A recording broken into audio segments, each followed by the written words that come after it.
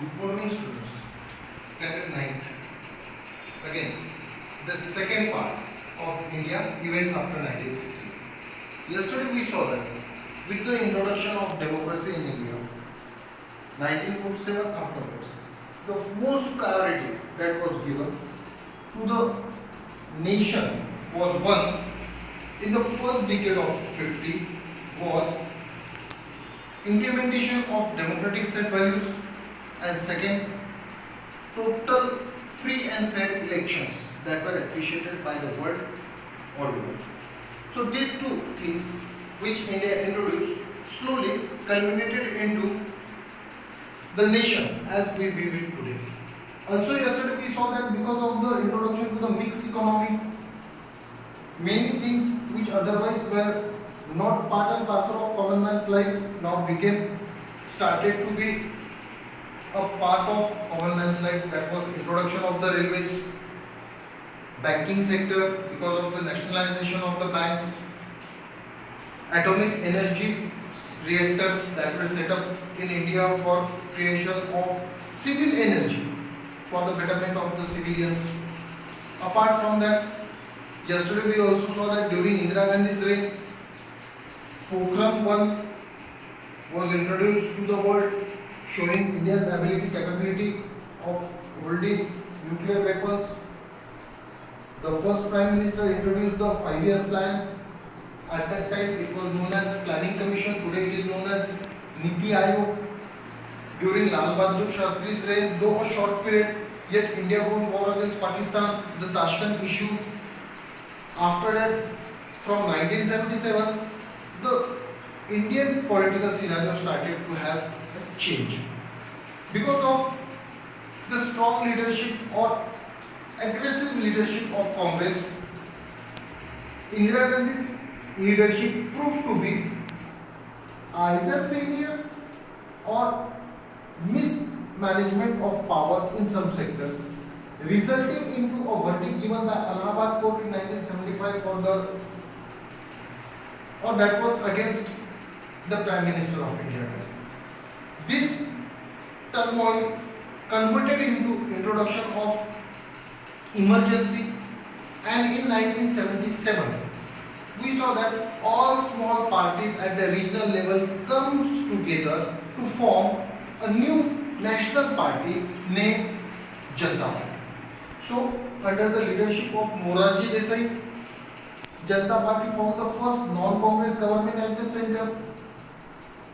Morarji Desai became the first non-Congress Prime Minister of India. So one party rule comes to an end. Can't say exactly the coalition because all the smaller parties gave up their identities to form a new national party, Janata Party, and Janata Party's leaders fighting against each other for one or the other reasons lose majority in Lok Sabha. Again, within a span of 2 years or 2 to 3 years, nation goes to the election. We call it general elections of Lok Sabha, and again Congress party comes to power. Now this time we see Indira Gandhi in a slight different role as she was in before. This was also the time, that is after 80s or beginning of the 1980s, was also the time when Punjab was turning towards a Khalistan movement. Means the Khalistanis wanted to get apart from India, that is Punjab, and create new Khalistan. Was totally supported by Pakistan financially. The mindset, plans, as well as arms and ammunition. So the backing of the Pakistanis, and this was to take the revenge of creation of Bangladesh. But the movement gathered momentum. Some of the countries outside India also started support, or outside Asia also started supporting the Khalistan movement financially, and the youths from Punjab diverted towards the creation of Khalistan. There was a stiff ideological differences between the creation of Khalistan, yet it proved to be a headache, and resulting because of that Bhindranwale the hardcore terrorists supported by Pakistan got sheltered at Amritsar Golden Temple, the holy shrine of the Sikhs. To evacuate them or to relieve Golden Temple from the clutches of these terrorists, Indian army was sent into the temple, which hurt the sentiments of the Sikh and that resulted into assassination of Indira Gandhi in 1984.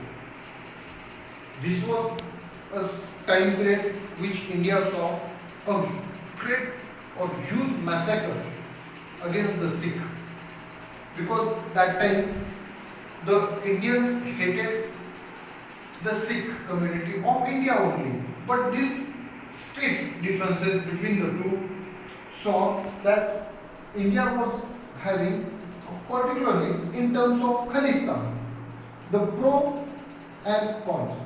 So whatever it was, and in this juncture we had a new prime minister, the youngest at the time, Rajiv Gandhi.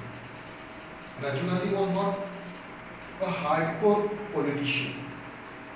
At that time, though he was a member of Congress party, was not as a professional politician, and he gets the charge as prime minister.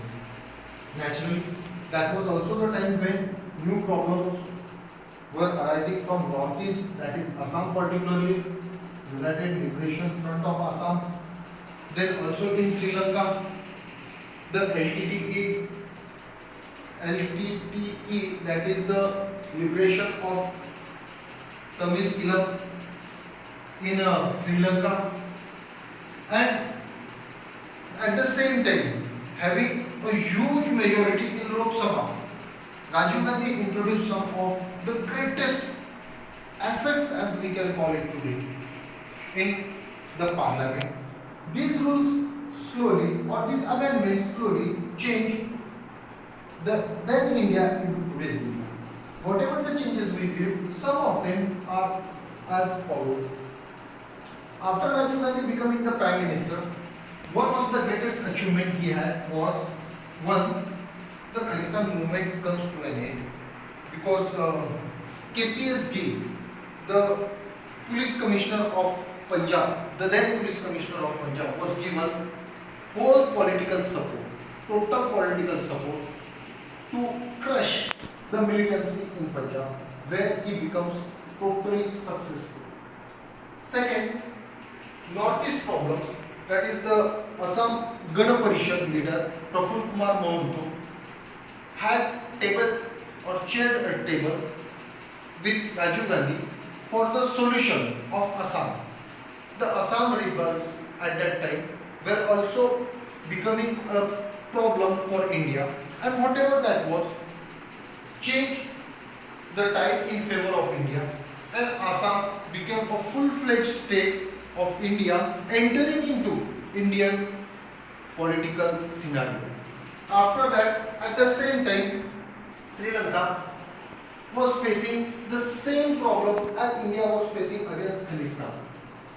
The Tamilians. Now Sri Lanka has three types of Tamilians. One, the Indian Tamilians. Second, the Tamilians who are from the Sri Lanka but are Buddhist. So the Buddhism having Tamil as their language. And third, Islamic Tamils. The people who acclaim Islam and are the citizens of Sri Lanka but speaks Tamil. Now this Tamil language was given secondary status in Sri Lanka. To deprive of it, to get award of it, people speaking Tamilians came together under the leadership of Prabhakaran. And slowly this movement gathered momentum. And some of the Indians started supporting financially with arms and ammunition and all other things. Because of this, Sri Lanka government faced some problems, and to come out of it, there was a time that some other powers started mingling into Sri Lanka. Sri Lanka is a small state, a small island. Yet, to keep watch on India, Strategic importance, definitely Sri Lanka owns its own strategic importance in terms of defense. So to avoid other powers to enter there, Rajiv Gandhi sent Indian peacekeeping force, also termed as IPKF.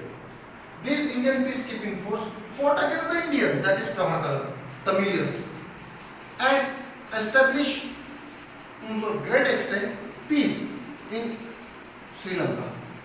Now the Sri Lankan, as LTTE got dissatisfied with Rajiv Gandhi government and was supported by some of the politicians from Tamil Nadu, Prabhakaran played a dangerous plan, putting it into action. And during the political campaign at Sri Perembadu, Rajiv Gandhi was assassinated by LTTE hardcore terrorists. This was second time that after Indira Gandhi, assassination of Rajiv Gandhi took place. Keep it in mind. First, we know about Lal Bahadur Shastri. Can't say it was an assassination, but till today, we do not know what exactly happened.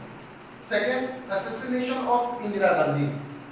That was an outcome of Khalistan movement, crushing of the Khalistan movement, and particularly entering of the Indian troops into Golden Temple. After that, assassination of Rajiv Gandhi because of LTTE. And then we have to go back and see how Rajiv Gandhi's government paved way for today's India. The biggest thing that was from the government of Rajiv Gandhi was introduction to science and technology. He wanted India to be a nation which will support or which will create a favor for science. Scientific value, scientific education was given more importance, and technological outfits were expected. It was during his tenure that because India could not have a supercomputer, nor could purchase it from any other, particularly USA, he asked Indian scientists to develop such computer for India, in India only, and Param computer was designed at Pune. A person from Akola also played a major role in it, named Vijay Bhatkar from Akola district. After that, this was also the time that because of the crushing of the Khalistan movement, India was successful in creating peace in Punjab. The other side was that it was also the beginning of Kashmir problem. The militants from Pakistan or Kashmiri youth converting themselves into militants started massacre against the Kashmiri Pandits, the Hindus, and they fled outside Kashmir. Keep it in mind, these Kashmiri Pandits are the refugees in their own land. Very rarely in the world scenario we find such situations. But that is true. Kashmir had the problem, and Kashmir is being supported by Pakistan till today, created a situation of violence targeting against Kashmiri Pandits. These Kashmiri Pandits fled away from Kashmir region, particularly 4 districts, but they were in majority. And today, the people who fled from Kashmir lost their lands, properties, whatever they had in Kashmir. But that was it. After that, as Rajiv Gandhi's government enters into a new election phase, Rajiv Gandhi was defeated. Vishwanath Pratap Singh's government comes to power with support of BJP and some like-minded states. Now, that was the beginning as we speak about the Kashmir problem. For the first time, person from Kashmir was given the charge of Home Ministry. And as soon as he becomes the Home Minister, terrorist captures his daughter, and a big game was played for releasing of some of the terrorists who were put behind the bars. From here onwards, the clutches of terrorism slacken, and till today we are facing the negative side. Second, VP Singh government could not last long, but that was also the beginning of Ram Janmabhoomi as a new issue in Indian political scenario. The nation, as it was facing the turmoil, world was also seeing the same at the global level. In 1990s, USSR collapsed. United States of Soviet Russia collapsed. And against America, now there was no bilateral powers. America became a unipolis and the only superpower in the world. Because of this, many nations who were rather too close to USSR, the then USSR, today's Russia, those who were too close to the USSR now did not have anyone for their support. But America wanted to increase the economic power, its economic power, and for that new economic policy, NEP, was launched at the global level. Similarly, it also entered into India. But this was the time when India was suffering from the political instability. And because of that, many of the changes we saw was one, PV Narasimha Rao comes to power. And India's new economic policy totally changed. Economic policy in terms of India, as was introduced by PV Narasimha Rao with the help of the then Finance Minister Manmohan Singh, become strong point of India, and slowly India diverted towards economic power and economic power. One, during the reign of Chandrasekhar as a Prime Minister, India mortgaged its gold to Bank of England as a loan, and the gold that was given to England as a loan mortgage was totally freed from that bank, and whole of the gold was brought back to India. That is the biggest achievement of PV Narasimha Rao's government in its first years. Second, whatever the introduction of new economic policy, it opened the doors for many of the companies worldwide.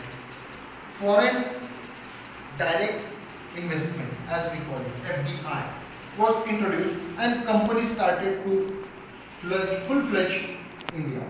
This created new opportunities of generation of the employment, and Indian youths now started getting employment. Now, because of the introduction of science and technology during Rajiv Gandhi's reign and computer as one of the biggest assets, we also comes to know that the technological assets now became the stronghold of India, and India was now the master in terms of software engineering. The Silicon Valley of America, US, is now a center of stronghold of Indians working there. Many of the Indians who had the skills in one or the other field of technology started moving outside India for getting better generation of the jobs.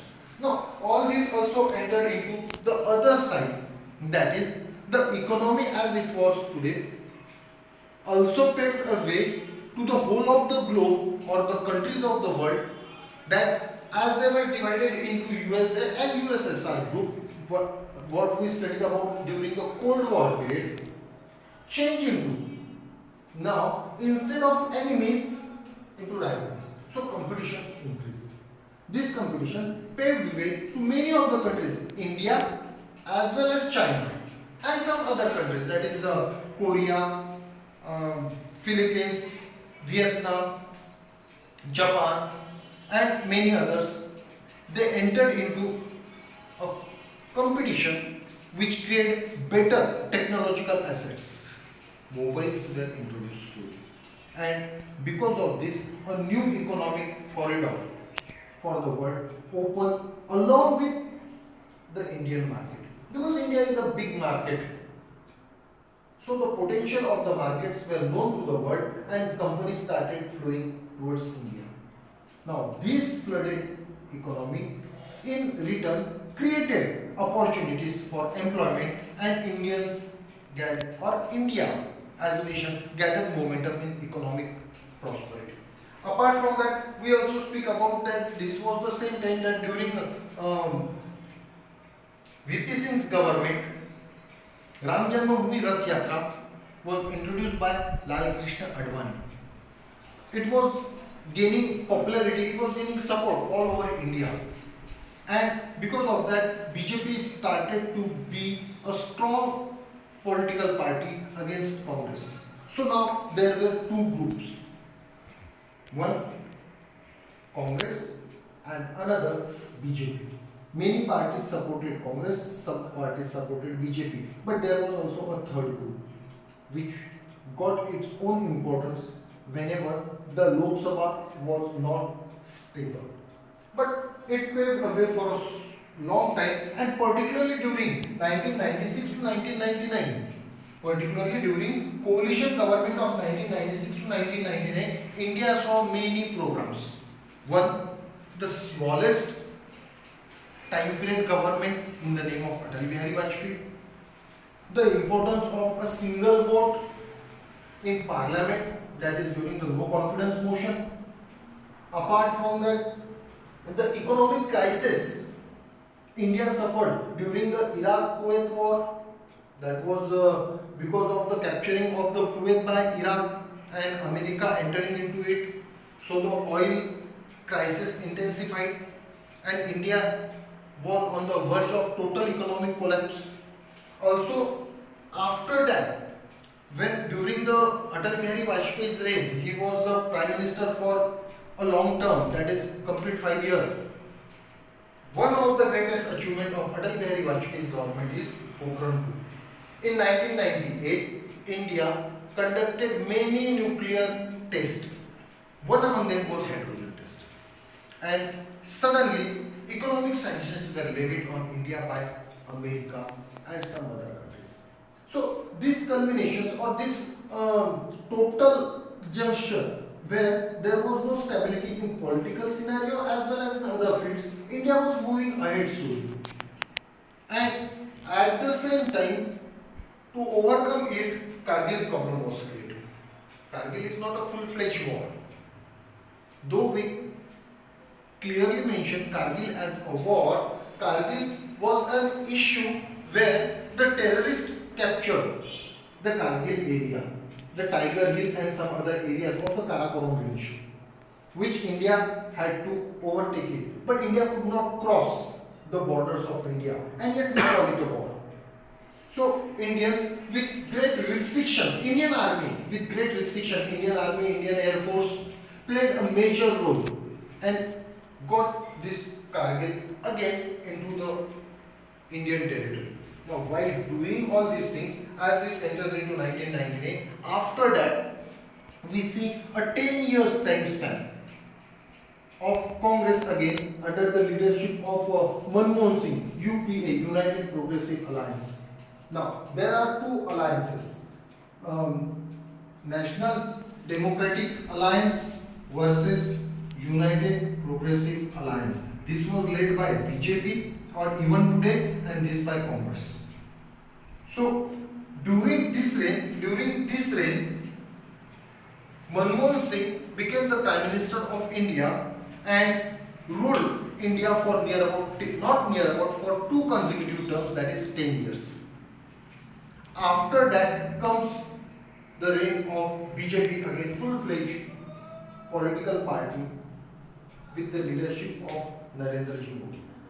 So till today, if we try to evaluate whatever that is going on, we can easily understand that from a nation which could produce nothing for itself, today is self-sufficient in terms of food grains, many of the other things, its market is rich enough, market globally is having its own importance. Many of the Indians are abroad working for other nations' prosperity, but showing their talent, their skills, the education scenario of India as the IITs were developed, all these things slowly made up India as it is today. And again, it is moving on. Looking back, we have to weave all these things. Overall weave of this from 1950 to 2020. We can weave that. First is science and technological field. In science and technology, first, the greatest achievement India had in Green Revolution under the leadership of M.S. Swaminathan. Greatest India, which once purchased food grains from others, which was dependent in terms of food grains on others, is now supplying food grains to many countries in the world. India is one of the biggest supplier of food grains. Near about 40 nations of the world are dependent on India for their daily livelihood. Second, white revolution, also called as milk revolution. Sardar Vallabhbhai Patel played a major role with Verghese Kurian. And Verghese Kurian was an IITian who was working in America, left that job, comes to India, joins hands with the Gujarat milk production unit, and Amul, the advertised utterly delicious as we know it, is the creation of. So white revolution under the leadership of Verghese Kurian became a big success in India. Even along with that, at the same time, Dr. Homi Jahangir Bhabha played a major role in creating atomic energy for civilians as well as military. So this is also one thing which otherwise no nation of the world was ready to assess India. In fact, when India conducted its first nuclear test, sanctions were imposed on India. Even during second, economic as well as defense sanctions were levied on India by US and some other nations. But time proved that the sanctions could prove nothing. They were futile. So slowly, again these nations started to join hands with India. With the introduction of globalization, these nations needed India's help. But while doing so, when sanctions were levied on India, India understood one, during the Indochina War, India's defense was not strong enough. So, defense system was given importance. ISRO, DRDO were the sections which were created by the government of India, and today they are doing their best job. Many of the Indian defense equipments are well famous worldwide. At the same time, pharmaceuticals, that is medicines, was given the boost in India. Ayurveda, in Islamic terms, Unani, then as we call it naturopathy, Naisargik, even allopathy, homeopathy, all these science trades with medicine was given importance, and colleges were developed. Educational systems were developed at higher education level, and it paved way for a better scientific and in medical terms a medical field situation in India. Today, Indians as they move abroad, particularly to Europe and America for the operations, instead American and Europeans are coming now to India for the same operations. Now this is the difference of the economic value. Here, because it is cheaper compared to the money ratio with that of the dollar, many of the other countries' personalities are coming to India, and the skilled doctors of India are the great asset to this. Many colleges of India prove themselves, many hospitals of India prove themselves at the global level. AIIMS, All India Institute of Medical Sciences, New Delhi. Then IITs, in terms of engineering sector, IIM at Ahmedabad are the colleges which proved that they can create the global level students even in India. In social fields, there are many changes that occurred in India from time to time, but some we have to understand is one, Women and Child Development Ministry, a special wing, a special department in the government of India was created, giving total importance to women and child. Today, the development is in such a case that right to education is the gift. Child below the age of 14 cannot be introduced to work. Child labor is totally prohibited. So, up to that is standard 8 or age of 14, a child must be given the benefit of education, and that is the responsibility of the government. Second, HRD, Human Resource Development Ministry, higher education came into being, and during Rajiv Gandhi's reign, this ministry was created. Apart from that, 73rd and 74 amendments, the constitution made a change in which local self-governments were given a big boost.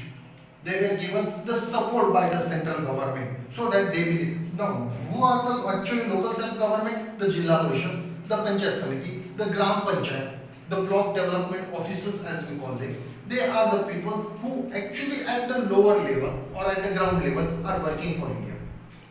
State government, national government, we know it very well, or we always talk about it. But at the ground level, that is the district level, Jilla Parishad, Taluka level, Panchayat Samiti, and at the village level, that is Gram Panchayat, were given importance. Even in terms of the urbanization, Nagar Palika, Nagar Panchayat, Mahanagar Palika, and Mahanagar Palika ABCD groups, according to the population, were given the importance that after a specific time period, elections will be created. That is every 5 years. Especially, election commission was given an autonomous status, and it came into being. Second is finance. Finance department commission was created, and because of this, these all local self-governments directly came in control of the finance department, and give and take through banking system is now going on. Till today, not all Indians are having their own account with the banking. Now, this is something which we cannot charge the government with. The local people must take into consideration and support the government. Reservations played a major role.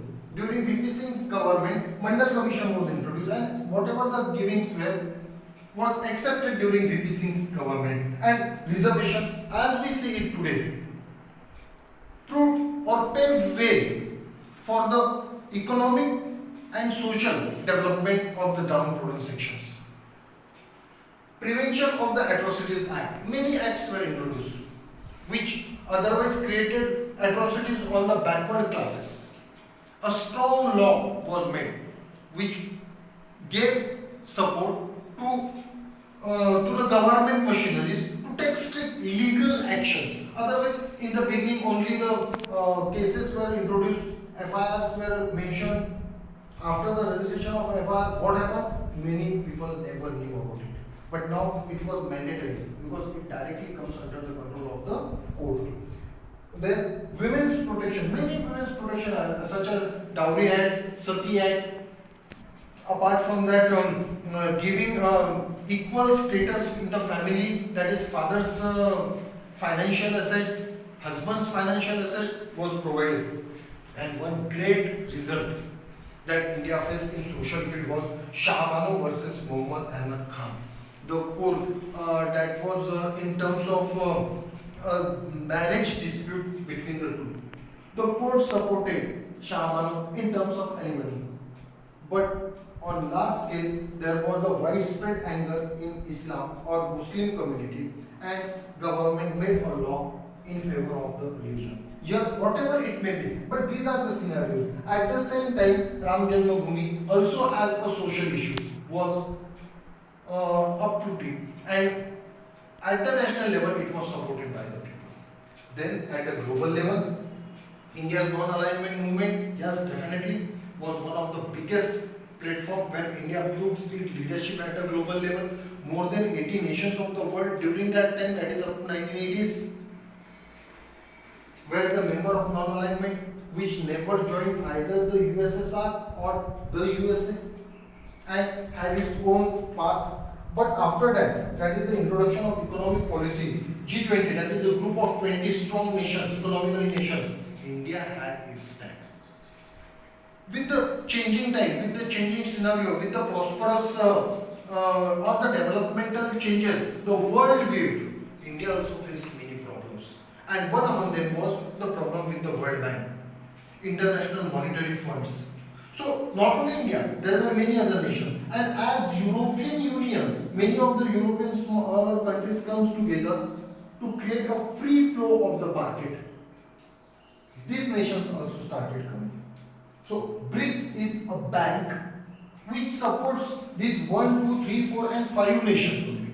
They invest their own money, create a big amount, and then they give it on terms of loan. So this give and take among these 5 proved these nations to be an economical stronger nations in the world. Just like G20, G7, this is BRICS. BRICS stands for Brazil, Russia, India, China, and South Africa.